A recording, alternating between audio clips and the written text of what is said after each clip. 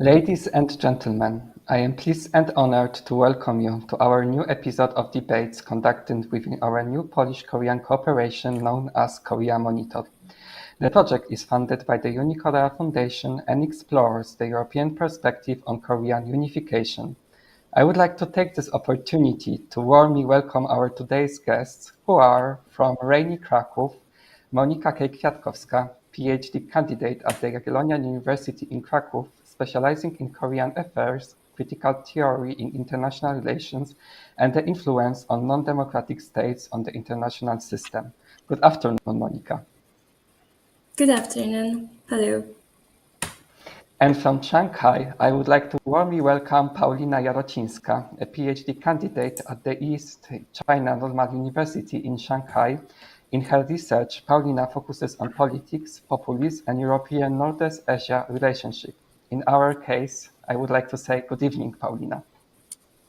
Good evening. Thank you for inviting. My name is Szymon Polewka, and I am pleased to moderate today's debate titled Korean Unification in European Perspective. In today's debates, we will focus on the relations connecting Europe and Korea.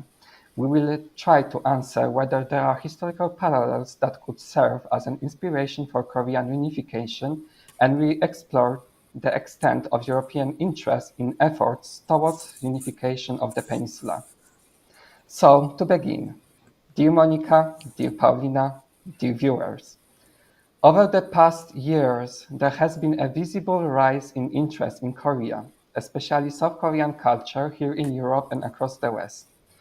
I would like to begin with the question, what lies behind this phenomena? We will start with Paulina. Okay, thank you, Shimon. So, agree, over the past 2 decades, we have witnessed a remarkable rise in global interest in South Korean culture and products. And this phenomenon we call the Korean wave or Hallyu. And this concept itself, it's composed of words also in Korean and Chinese, Han, which means Korea, and Liu, signifying wave or style, actually originated in Chinese media during the late 90s to describe the rapid expansion of Korean pop culture, firstly throughout Asia and beyond. And it not only indicated trend or popular culture, but also a great wave moving from political economic ideologies into more different culture, civilization paradigm in post-Cold War period. And Korean wave is not only age of modernity, but also agent of East Asian popular culture in parallel with Western-oriented popular culture. And the roots of this phenomenon can be traced back to South Korea extraordinary economic transformation, which was followed by Korean War, and later period commonly called as a miracle on the Han River. South Korea quickly transitioned from a producer of low quality goods into a global leader in industries ranging from electronics to automotive. So the companies like LG, Samsung, Kia, or Hyundai, they achieved recognition comparable to renowned Japanese brands. Um, However, its Korean wave Hallyu, it's not merely economic success, but also it embodies the deliberate use of culture as an instrument of a national power, or we can also call it itself a soft power. So, starting from the presidency of Kim Jong-sam, South Korea viewed globalization not only as an economic imperative, but as a socio-cultural opportunity. So later on, subsequent governments, they reinforced this policy direction. And later on, the rise of social media and digital platforms like YouTube, they significantly amplified these strategic efforts, which enabled Korean pop culture to reach global audiences. So the expansion of Korean wave to Western countries can be attributed to South Korea deliberate and strategic policy choices, combined also with rapid technological advancement and dramatic change in global media consumption patterns. Okay, thank you. So thank you, Paulina. Yes, thank you very much. And how does it look for your perspective, Monica? Thank you. Well, this is the question which, if you are a Korea studies expert, you receive frequently. Paulina has mentioned like the historical background of this phenomenon. I would just like to sum it up and maybe emphasize that what's crucial is that Korea succeeded in promoting their culture because they didn't try to imitate Western culture. They offered something authentically different, and yet it resonated with the Western public. Not only Western, but also in other Asian countries as well. What you're getting from Hallyu is uniquely Korean perspective on universal themes. And that is why Korean pop culture is so popular today. The digital revolution was the perfect storm for South Korea to overtake the pop culture. I also think that K-pop is a great example of that. Young girls and women in general need boys bands, and this is why soft power of South Korea is described as a miracle, but it was just a coincidence on various levels and very well undertaken foreign policy. Okay, Thank so you. having in mind what you said, is this sentiment also shared the other way around?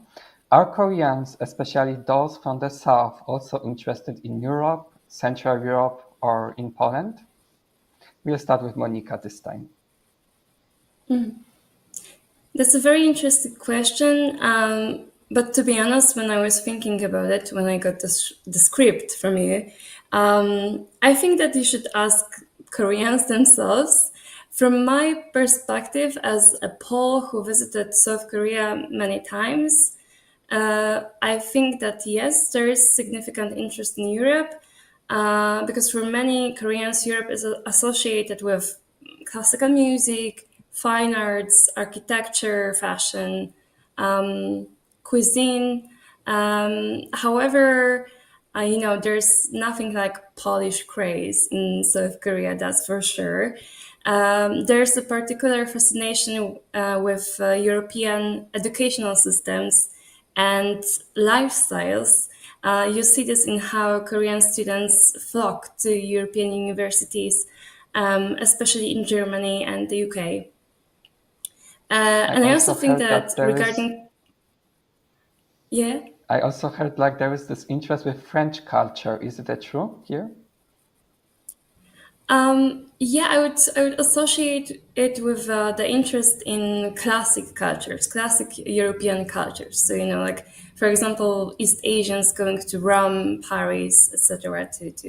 to admire fine arts, as I mentioned previously. That's the phenomenon which I have observed personally. And regarding Poland specifically, there has been conducted a significant cultural program on a political level between Poland and Korea, which marked the 35th anniversary of establishing diplomatic relations. However, in my modest opinion, business and diplomatic relations play more crucial role in South Korean approach towards Europe than just pop culture and culture in general. So thank you very much, Monica. And what your experience here, Paulina? So my experience, actually, I agree with Monica, and it's also with the term of South Korea and other Asian countries like China or Japan that they're fascinated mainly with classical culture, civilization, fine arts, also Chopin legacy. I think this is very good example of fascination with Polish culture. Um, this one is with cultural terms, but what I was thinking while Monica was talking, how to answer this question, while South Korean interest in Europe focused predominantly on Western Europe in case of culture, um, I think we should also pay attention to how the Central Eastern Europe gained attention economically from South Korea. So they attract substantial Korean investments, particularly in automotive, electronics, battery industries, um, like LG, Samsung, Hyundai, and currently the total value of Korean FDI in Visegrad countries, for example, Poland, Hungary, Czech, and Slovakia, it's around almost 20 billion USD. And it's constituted more than 25% of all Korean FDI in whole EU. So Poland and South Korea.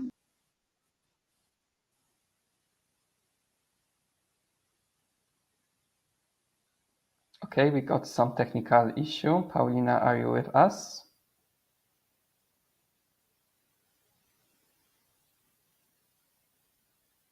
Okay, so I think that this problem will resolve soon. So I will follow with the next question. So I will take this note and we will elaborate with our Korean friends that we will host in the occasion of next debates.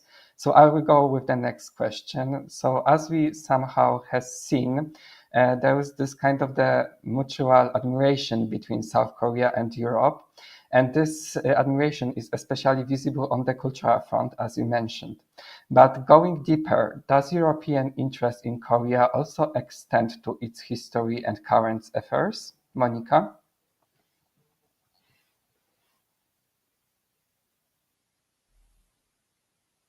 Okay, I see that Paulina is with us. Monica, do you hear us? Okay, I hear you. Okay, so such an interesting, because for a moment I have seen that we lost you, but now I see that we lost Paulina. So I will go further with the next question. I just asking whether going deeper, the European interest in Korea also extend to its history and current affairs. And I see that Monica is back with us. Is it true, Monica? Yes, I'm sorry. There's a massive storm in Krakow and I got disconnected. I'm sorry. Okay. Recently, I took a flight for Rome and I had the same. I just waited like a 1 hour in a plane, but I am very happy that we are back. So I will tell this third question once again. Does European interest in Korea also extend to its history and current affairs? And we will start with Paulina. Okay, so I don't know how much you heard before I lost also my connection. So maybe let's start with this question. So while some cultural elements have served as initial bridge connecting Europe with South Korea, European interest, I think, will go deeper, extending into Korea's history, politics, and contemporary affairs. And I think currently in last decades, this interest in case of South Korea, Asian countries grows fast. We can observe that universities are increasingly offering courses, majors such as Korean studies, Asian studies, and so on. Historically, Europe has long been, I think, fascinated with the complex modern history, from division to rapid democratization and economic transformation of South Korea. And the Korean War in particular remains the subject of significant interest for scholars and policymakers in Europe, frequently in broader framework of Cold War history or security studies. And I think like South Korea's example of democratization development experience is widely discussed as a case of successful transformation. And this interest and trend, um, there's transition into European attention to South Korea's contemporary affairs, issues like inter-Korean relations, nuclear security, and regional geopolitics. They resonate particularly strongly in European diplomatic and academic circles. Um, Moreover, Europe's interest has significantly intensified recently with strategic cooperation in defense and energy, which is currently prominent. So, for instance, South Korean nuclear power investments in Poland and major defense contracts, like, for example, supply of tanks, so are closely monitored and analyzed across the Europe, reflecting awareness of South Korea importance currently in geopolitics.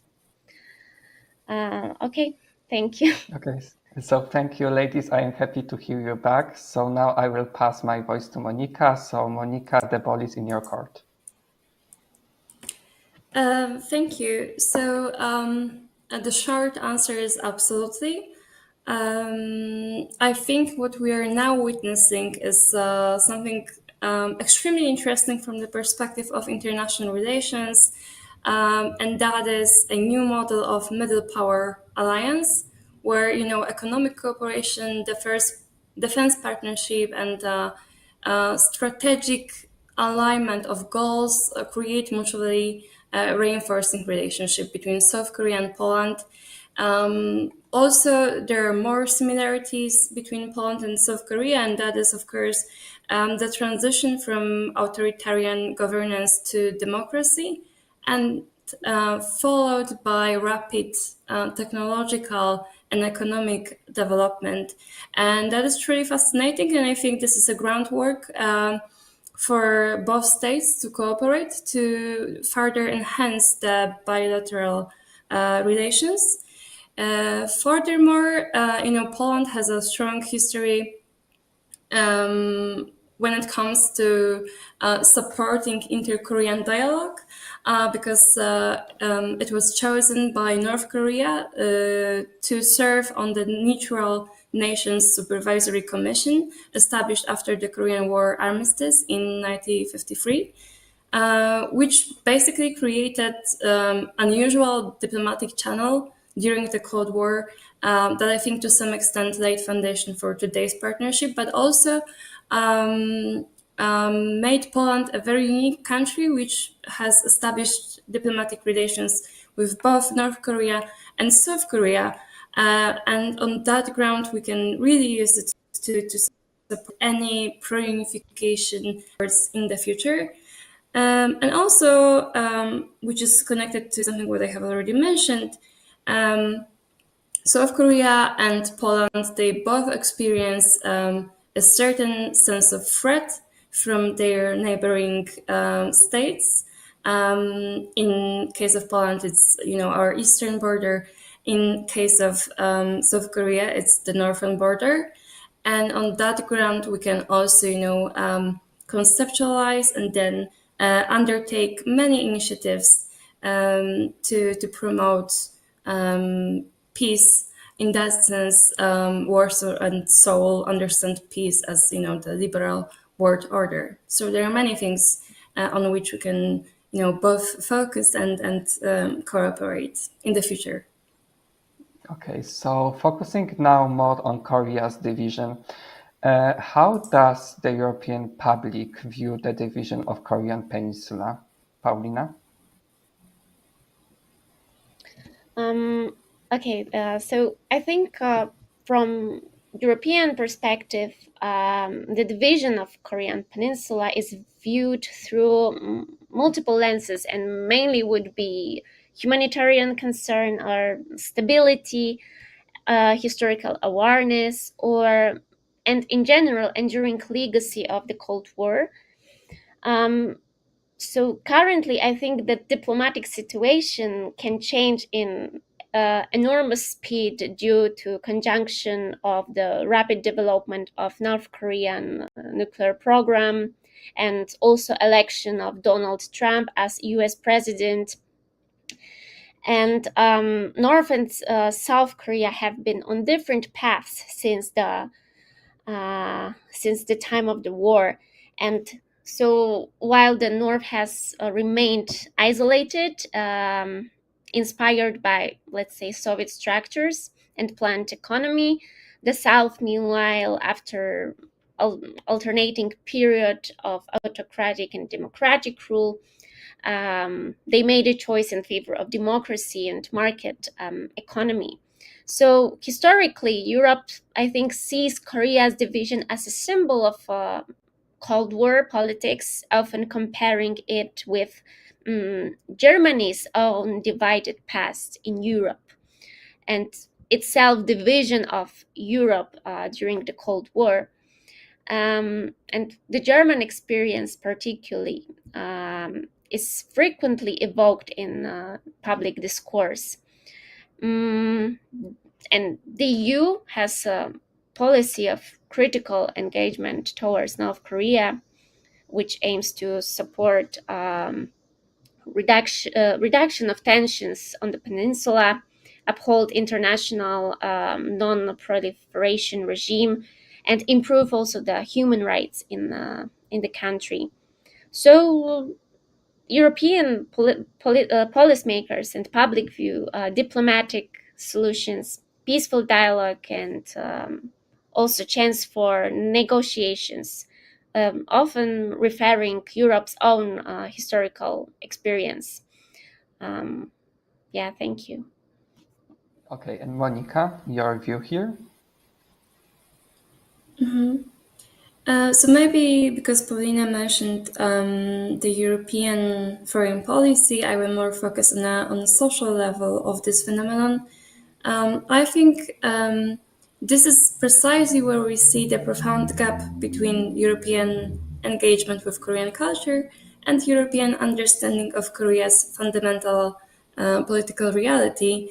The brutal truth, in my opinion, is that most Europeans consuming Korean entertainment have virtually no comprehension of what the division actually means for Korean society. And I think that thanks to the dynamic South Korean development, many people do not realize that the Korean War and North Korean regime is an actual threat, which influences the reality of life in South Korea. Not only in South Korea, but in the whole Northeast Asian region, you can feel the Korean War still going on technically. And from my personal experience as a researcher focused mostly on Korean unification strategies, I have had many encounters with realizing that Korea used to be one country, or that North Koreans and South Koreans share the same ethnicity, or that the Korean War has not ended technically. That there's significantly active movements in South Korea which voice out the need for reconciliation. And let's be honest, until maybe 5 or 6 years ago, the average knowledge about Korea in Poland was, well, not the best. Now we are witnessing the explosion of Hallyu, as discussed before, but the political awareness is not a big factor in interest in Korea. And this is why what we are doing now is so important. It's very important to raise awareness, especially that Poland, as I have said before, has a lot of potential in fostering the dialogue between North Korea and South Korea. Thank you very much, Monica. And that is one of the main objectives of the Korea Monitor project. So we recommend to follow us. And when it comes to this kind of the parallels that we can see between Europe and Korea. He was already mentioned the example of German reunification. We will elaborate it in the next question, but can we find another parallels when it comes to our history? Paulina? So I would say firstly that in some sort of sense, the European dynamics offer intriguing parallel when it comes to, for example, the future of Korean Peninsula, because currently the Europe's political landscape, it's also diverse and it's dynamic.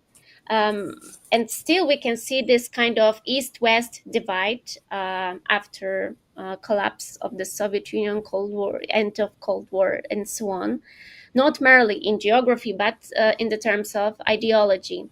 And in Western Europe, usually we say that political currents tend to be more left-leaning, favoring social progressivism, more moralistic approach to foreign policy. But in Eastern Europe, in contrast, we talk about backsliding to right, emphasizing national sovereignty and economic pragmatism. So this division also has deep historical roots. Western European nations escaped, let's say, the scars of Soviet domination and cultivated political culture that prizes liberal democracy and international cooperation. Um, so the division of Korea has clear and meaningful parallels in the case of Germany, as we said before, but I think in Europe we have a lot of examples due to frequent wars and partitions. Monica said about Poland. I also think about Italy, which also was a patchwork of kingdoms, duchies, or foreign control regions. I think the most important is when the nation was very fragmented, they made it to unified through coordinated political and efforts. So European Union itself, despite fostering integration now, like still faces internal divisions and seen clearly during recent migration, economic crisis, Russian-Ukrainian war, Brexit. So East and West still divides regarding democratic standards, rule of law disputes. So also it illustrates the complexity of resolving this kind of splits. Yeah. So thank you Okay. very Thank you. much. And yes, thank you. And Monica, anything to add here? Yes, in general, I think if you're a historian or political scientist with a certain approach, you can see parallels almost everywhere. The tricky part is to understand how the cultural and social aspects influence the differences. And I think the case of Italy and basically national unifications, which, well, we experienced the wave of it in Europe, and it's laid some groundwork for, for the nation state in general. It's a great parallel for creating a theory of national unification. However, I would like to emphasize that in many cases, even in Europe, the national unification was not only created through the political encounters or dialogue or negotiation, but also through colonization and occupation. We cannot overlook that part. Um, I strongly believe that that Poland is a great case to emphasize how important it is to maintain coherent cultural narrative. However, many things happened after the division of Korean Peninsula, which influence the aftermath of it and make the case even more complex and difficult. I also find this case of Italy very eye-opening here and very similar, let's say, to this case of the Korea. So thank you especially for that notes. But let's stop for a moment on the example of German division and German, let's say, reunification. As we know, both countries experience similar history, I mean Korea and Germany here, divided as a result of the game of powers after World War II. Germany somehow succeeded in unification, and Korea remained divided despite of the global political changes of the 90s. So what caused the two countries to take such a different path in that regard? Monica? Thank you. That's a fascinating yet massive question.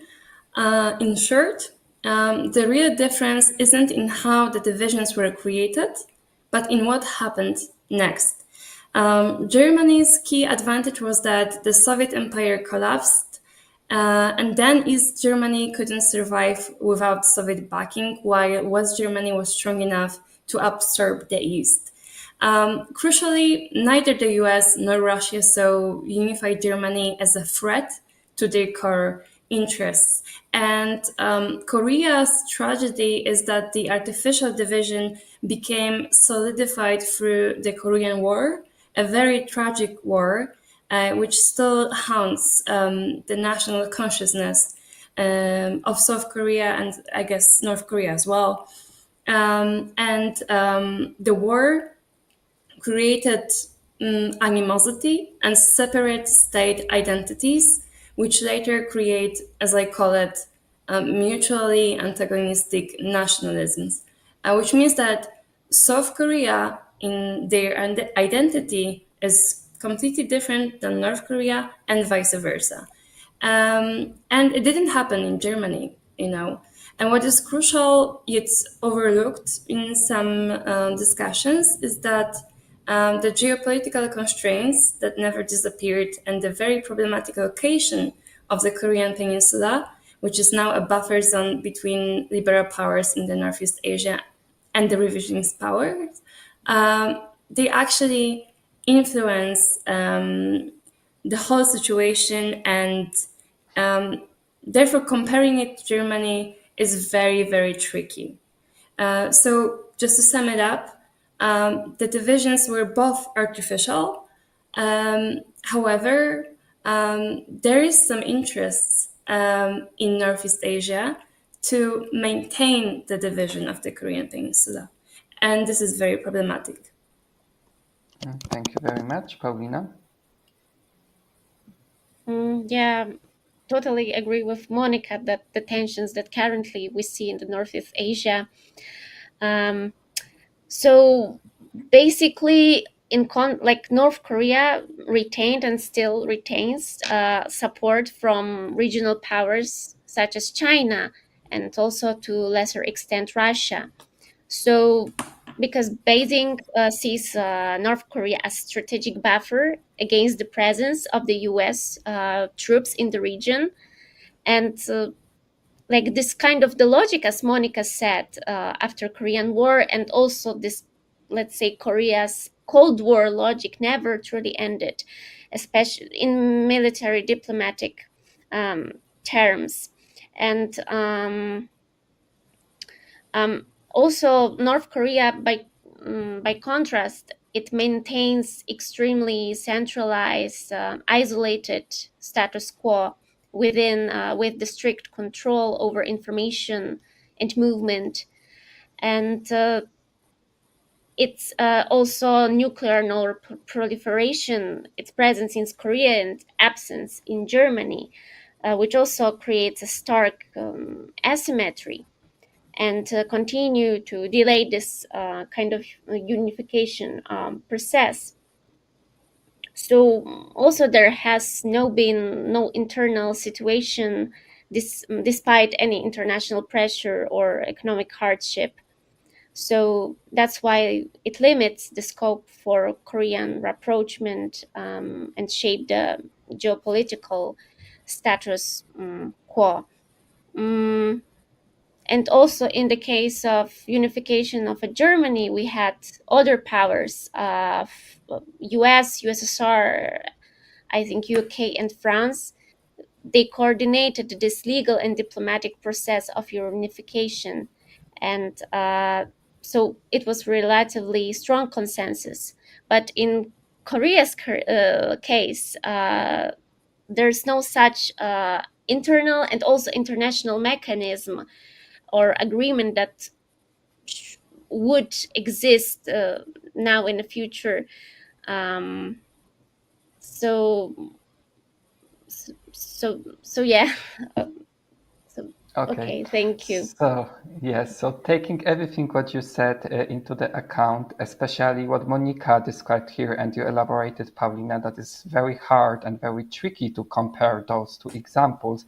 But even though could the example of German reunification serve as an inspiration for Korean unification, and are there, let's say, any lessons that Korea can learn from Germany here?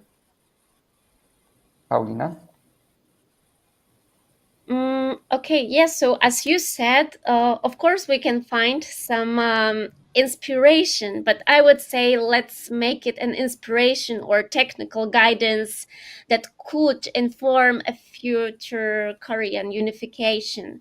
However, it should be adapted to unique conditions of Korean Peninsula, especially when it comes to security matters, regional entanglements, or social transformation. Because Germany's success, it's not a blueprint, but of course it remains the reminder that division, it's let's say it's not a destiny.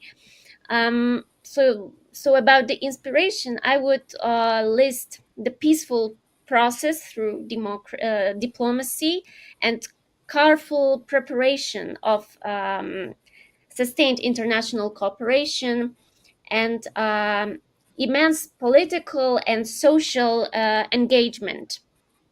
So one of the most important takeaways from German unification is also that it was achieved with the support of major international actors, but also there were people who had access to, let's say, to media, to what is happening outside, and there was a mass engagement of civil people itself.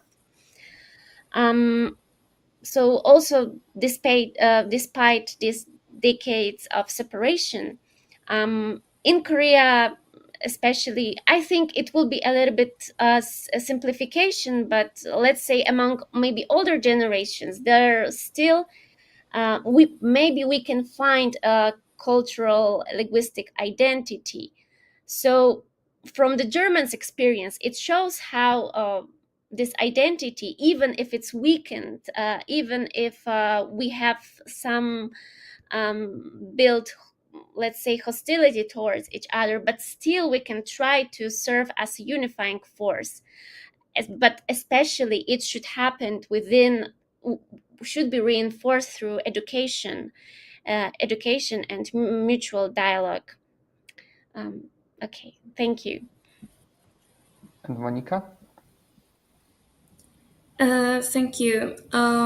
I will be a little bit more specific. I don't think it's only inspiration, and the proof of that is Korean-German Advisory Group on the Peaceful Unification of the Korean Peninsula, which is an institutionalized initiative to invite German policymakers and scholars to support inter-Korean dialogue.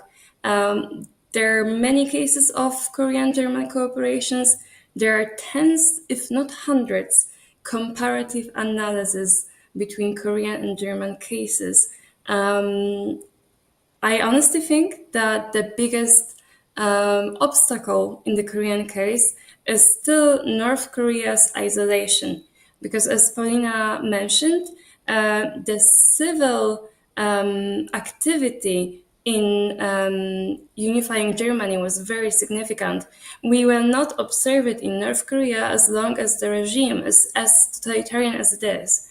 So that's one thing. The other thing that I would suggest is to pay attention to sustained engagement policies. Because in Korea, we can observe that they change very drastically and they, well, barely survive electoral cycles. If a democratic leader is chosen, he's more pro-unification. When more conservative politicians take over Seoul, we can observe anti-Pyongyang policy. Unification will never be achievable if we are not coherent, if we do not create sustainable policies. Economic integration, that was very important for Germany case, and in my opinion would be very useful for Korea as well. And we had it in Kaesong. We failed due to many instances of North Korea's violation of the agreement. So again, the isolation of North Korean regime. And again, I think that a lot of patience is needed with North Korean regime, with unifying the differences between the systems. And the most important part is that we cannot wait for the right geopolitical moment to happen. We just have to create the geopolitical moment, if you know what I mean. Because that's what Germany did. Germany just not only used the perestroika in the USSR, but also created history on its own. And Korea should do the same. Thank you very much. So now, leaving the German case aside, as we know, Poland is a country that, due its neighbors, has experienced also numerous partitions and reunifications, culminating in our integration with the European Union and Western institutions.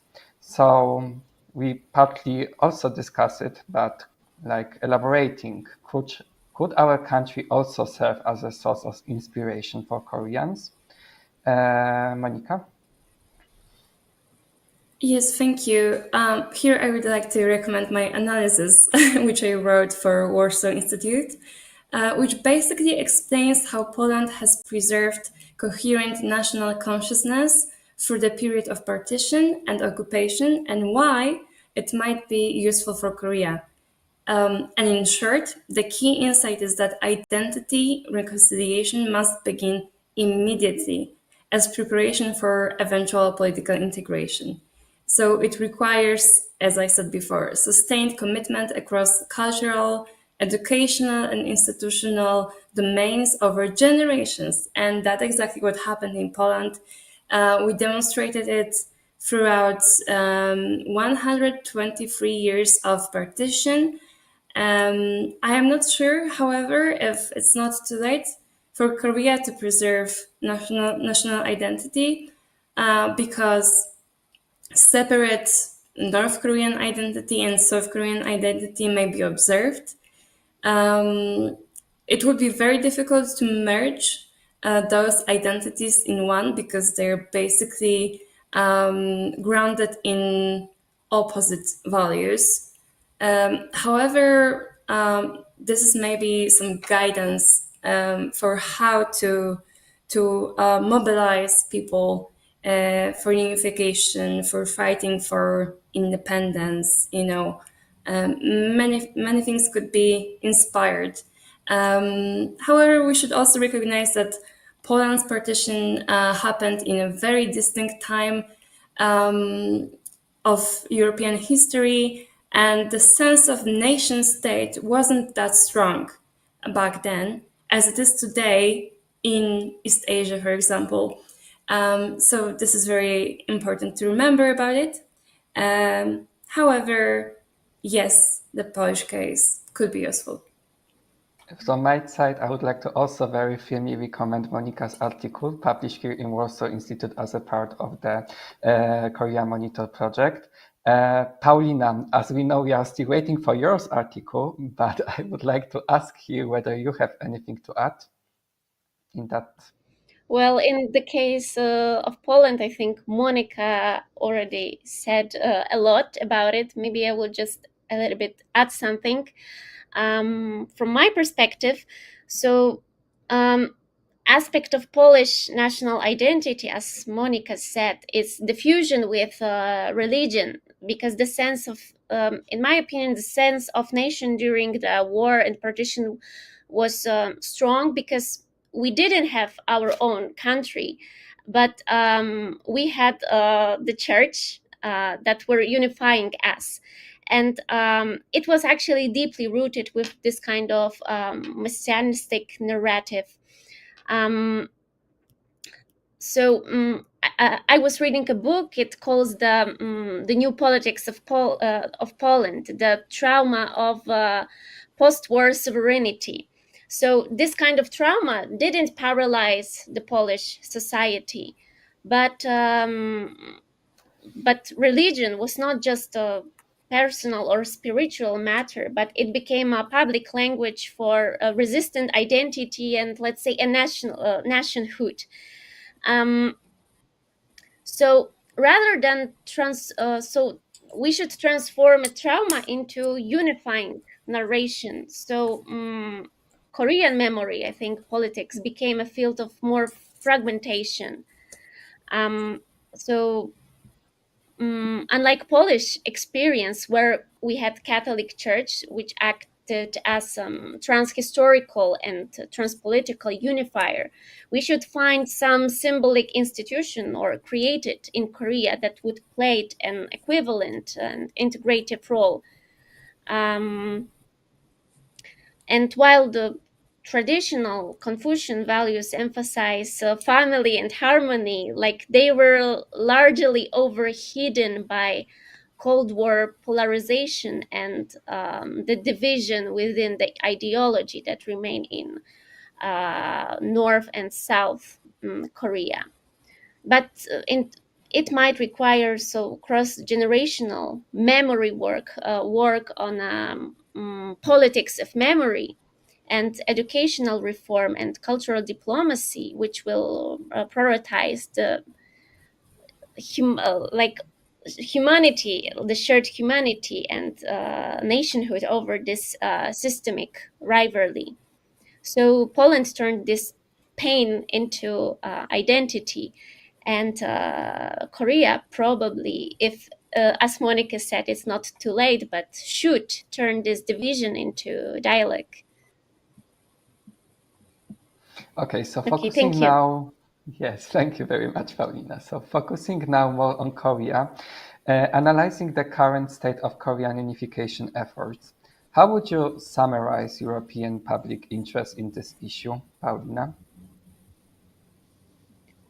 So when it comes to unification, and I think it was also mentioned by Monica, when it comes to public understanding of reality and historical reality in Korea, I think public interest in Europe still remains relatively limited and very episodic. And it's reignited by high profile events like North Korea missile tests or some kind of inter-Korean summits or so I think for many Europeans, these view might be primarily seen through the lenses of security and maybe humanitarian concern, rather than the topic of a more deep political civic engagement. So most Europeans, I think, do not have a detailed understanding of this structural and emotional complexities that are involved in Korean division. So it remains still a distant issue. Monica? I would say it's very existing yet on the rise. Because, as I have said before, the awareness of Korean division is very low. So the interest in it is even lower. However, as soon as you explain to Polish students or readers or any public that there are significant similarities between Poland and South Korea, or even Germany and South Korea, and you start to explain the history in very simple terms, people become gradually interested, especially that they spend their free time watching K-dramas, K-films, and listening to K-pop. So they want to know what's behind it, in a sense. So it will grow. That's for sure. Education builds bridges, right? And those bridges will eventually contribute to such interest, especially now when political relations between Poland and South Korea has accelerated. So thank you very much. Till now, we focus on the peoples-to-peoples relation, but I would like to ask a very short follow-up question. Are there also any governmental or any institutional policies, or on the institutional level, seen any policies aimed to support Korean unification here in Europe? Monica? This is an excellent question. Thank you for that, because it recognizes that even though Korea is far away geographically, we can still engage in the dialogue on peace. And the European Union, as Paulina has mentioned previously, I think, emphasizes as a whole the importance of peaceful engagement, dialogue, and conflict resolution through its, for example, EU Republic of Korea Framework Agreement, or the EU's North Korean strategy adopted in 2016, if I remember correctly. And such policies promote inter-Korean dialogue, stability of the region, and eventual goal of peaceful reunification.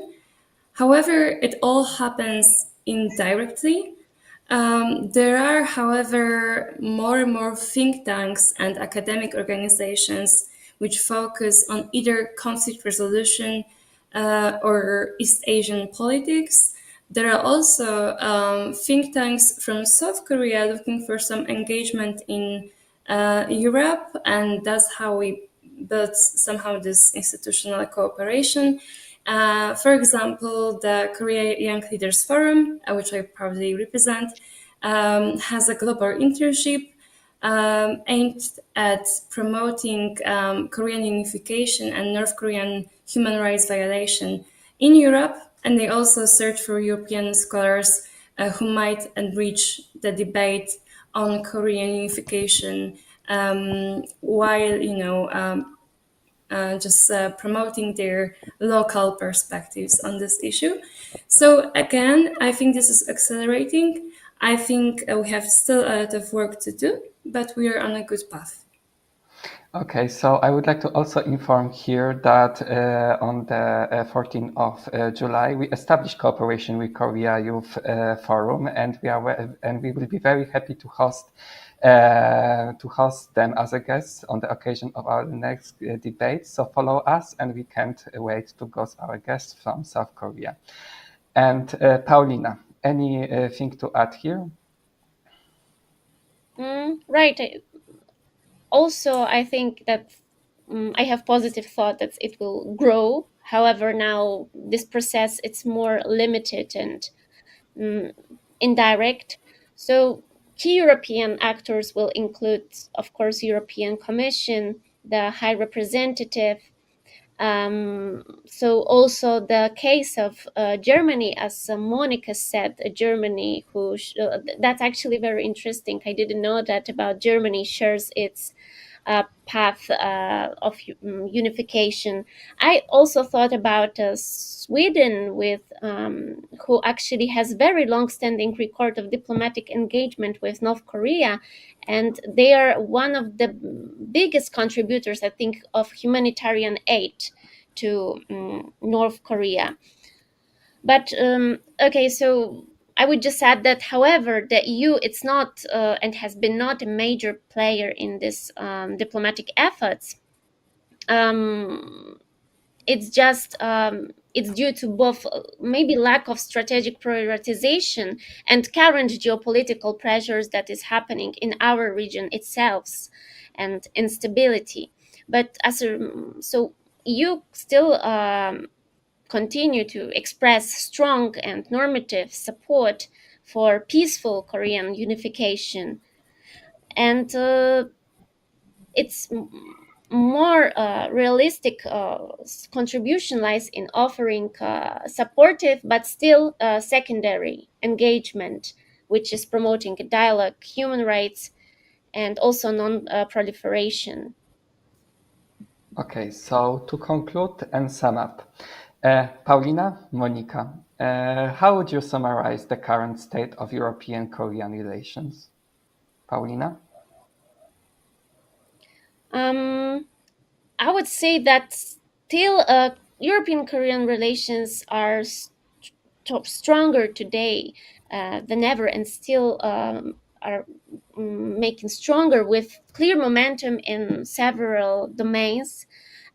So we see culture, we see trade, especially in Central European region, security dialogue, which equals bilateral trust within countries like Poland or Czech.